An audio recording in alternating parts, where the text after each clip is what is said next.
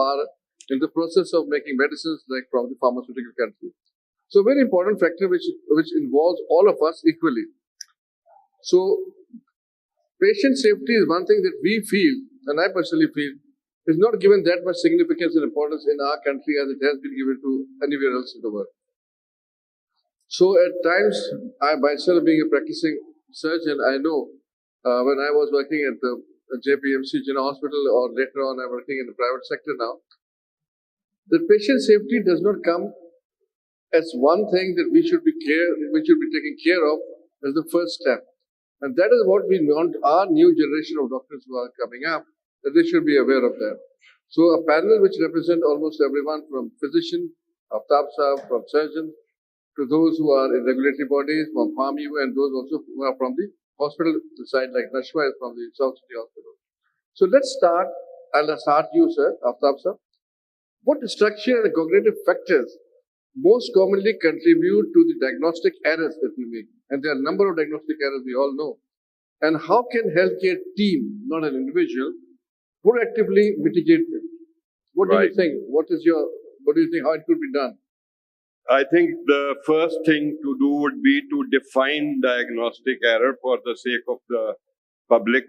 And diagnostic error means when you cannot make the right diagnosis, or you miss the right diagnosis, or even if a diagnosis is delayed, that is also called a diagnostic error. And if even the diagnosis is correctly made, is made in time, and is not communicated to the patient in time, even that is a diagnostic error. So in US, about 12 million diagnostic errors took place 2 years ago in 1 year. And they were responsible for a number of deaths. Diagnostic errors, they come under the ambit of medical errors. And the medical errors were first highlighted in a report of Institute of Medicine, which was published in 1999. So I personally believe that these occur because we do not do what Sir William Osler asked the modern day physician to do. And he was a professor at University of Pennsylvania in 1905, beginning of the last century. And he said, listen to your patient.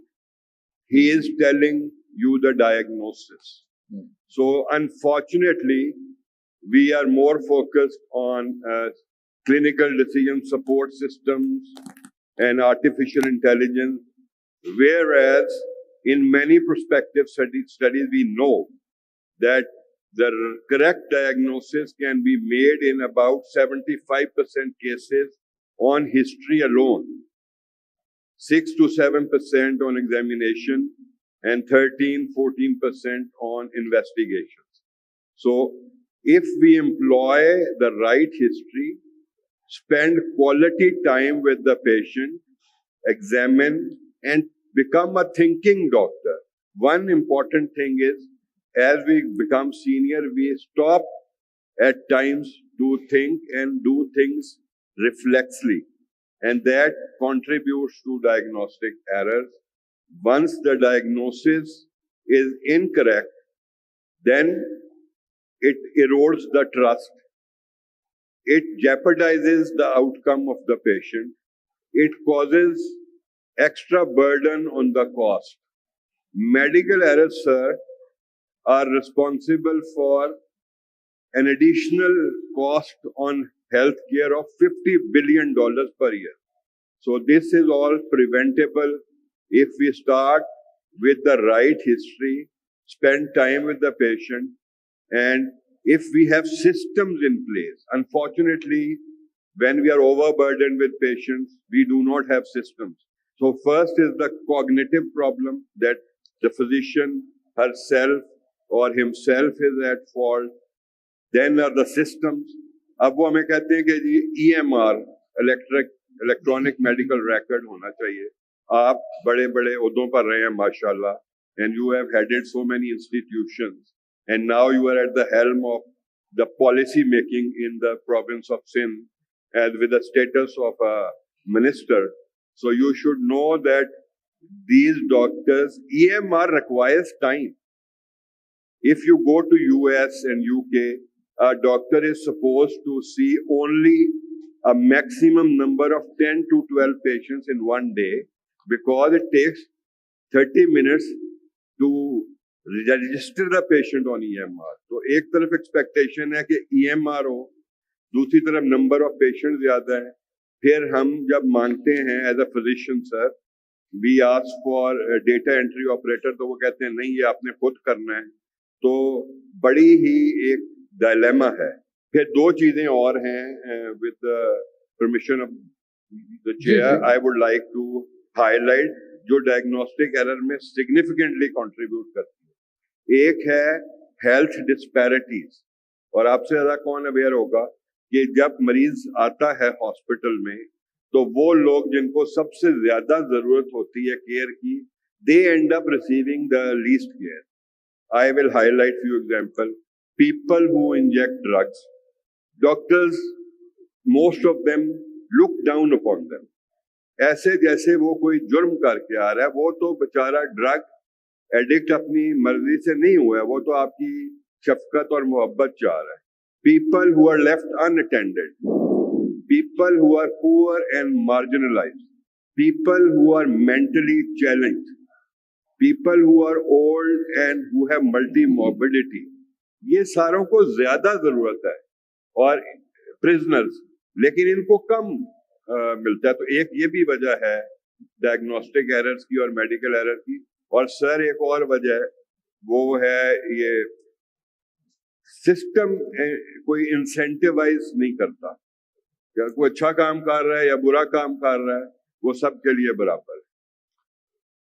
Dr. Naveed, continuing with what Aftab sir ने बताया in a very, very nice, elaborative way, what errors are. Don't you think, as he has said, that right now we are emphasizing more on the diagnostic tools rather than applying our knowledge of medicine in the form of history taking, examination, which our professors used to emphasize a lot. And they were of the view that, as he has very correctly said, that majority of the diagnoses are made on that.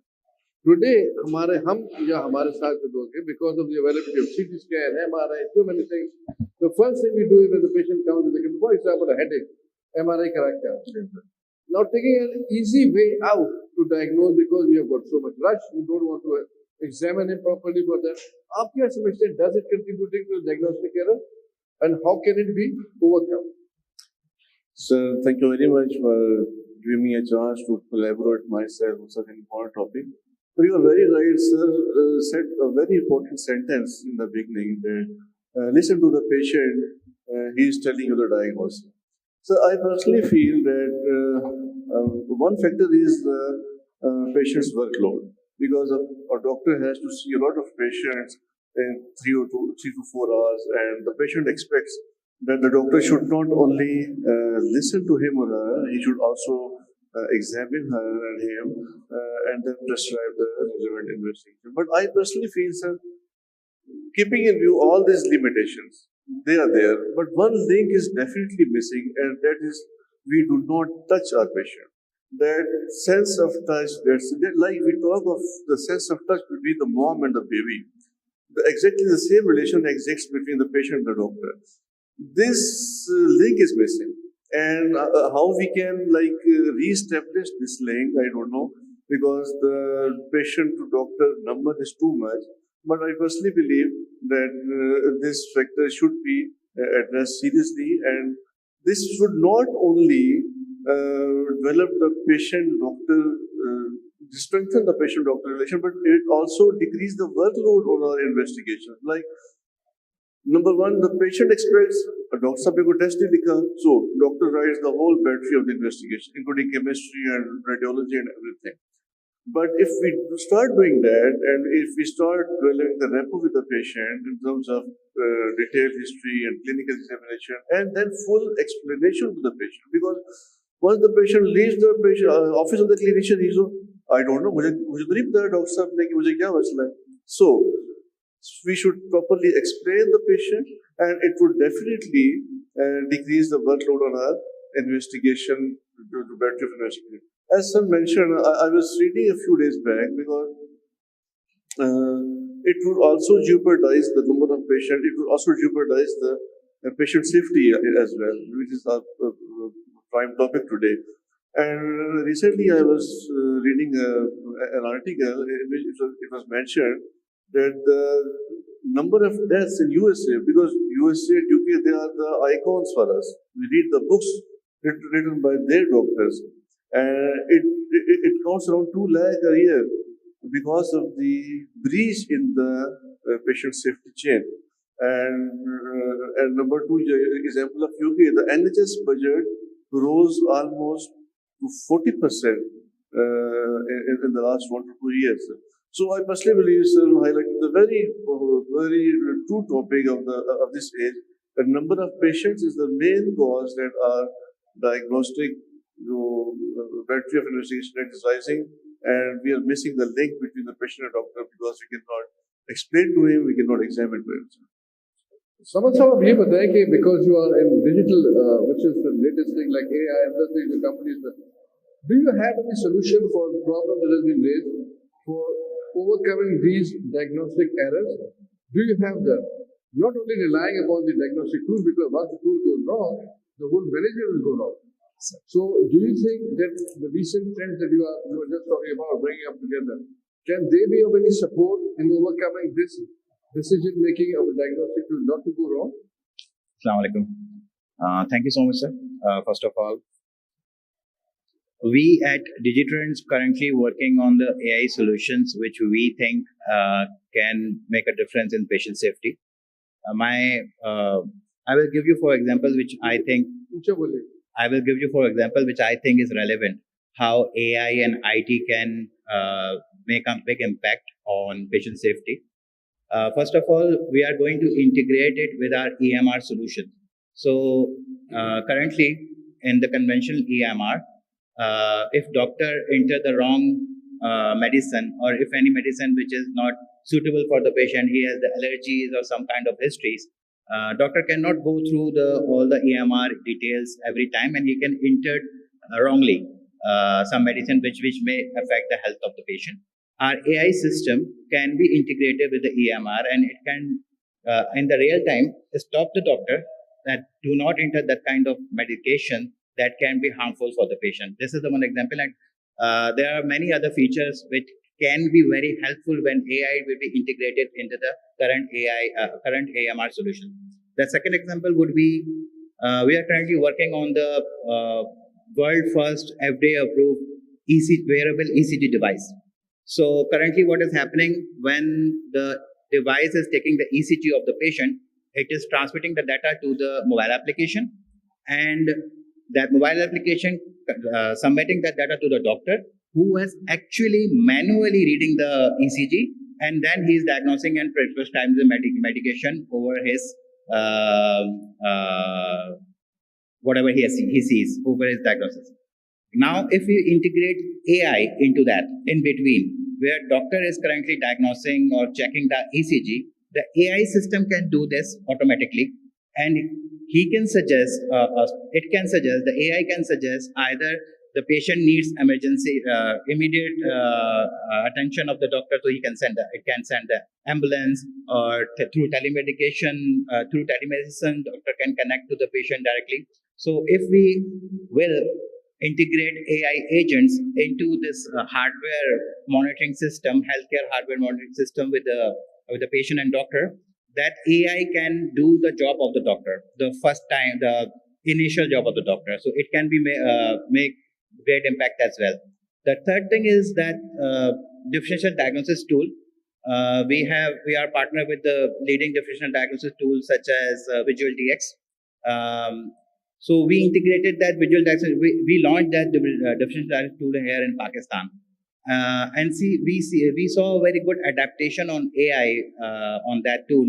If you take a picture of your skin region, the AI image recognition system can recognize either it's psoriasis or eczema through the thousands of images which is already stored in the database of the AI.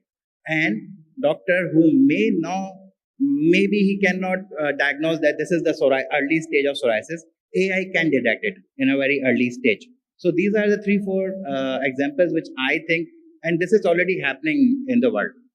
AI has been integrated. The question is, we are not only trying to implement and integrate these solutions currently within this Pakistan market and in Saudi and in Dubai. We are also taking care how the AI governance and how AI compliances can be a part of it.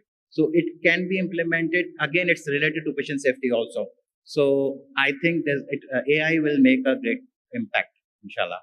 Thank you. Dr. Mema, my question to you, because you're also associated with the pharmaceutical, what prescribing safeguards are there for effective avoiding any prescribing liquidity or